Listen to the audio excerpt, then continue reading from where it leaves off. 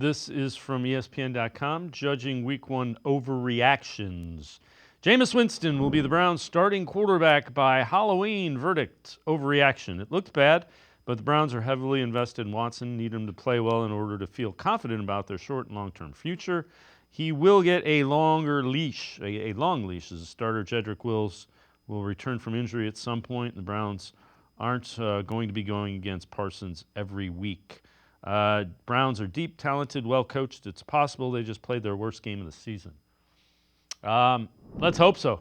The thing is, you lose the opener at home when you have these expectations. And I don't think it would take quite a bit. I don't think Deshaun Watson's getting benched. They got to get an answer on this. But man, that they missed an opportunity there, especially with the Bengals losing and the Ravens losing. They missed a golden opportunity to set themselves up. And now you're almost playing from, it's just like a penalty, on first down. You're playing from behind the sticks with the season now. And we've seen how well he's responded to that to this point, Dave. It's not a good thing. I'll be honest with you. From what I saw yesterday, I would say Halloween. There's no way. I mean, if you can't punt this entire season. The Cleveland Browns have a lot of money invested into this season. They have no intention of punting on this season. So the question you have to ask yourself, if you are Andrew Berry, if you are Kevin Stefanski, and anybody in that building, I'm sure somehow, some way you got to talk to ownership about it, is do you want to win or do you want to play the guy who's making the most money?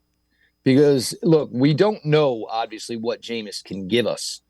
But there is a firm question to be asked. How could it possibly be any worse? That is a firm question to be asked. And, as banged up as he was, and I will give Deshaun credit because, Stefanski did want to pull him.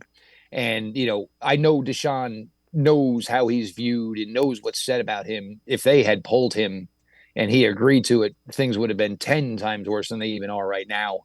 But you cannot, because it's crucial to win these games now, because the latter part of the season is when you play Pittsburgh twice, you play Cincinnati twice, you play Baltimore twice, you play Kansas City, you have Miami on the schedule. You can't expect to go running the gauntlet late in the season. You need to, ideally, you were shooting for 4-2 here out of the first 6 weeks. So, it's not, he's probably going to start Sunday, but you really, really have to start thinking about, how short the leash is.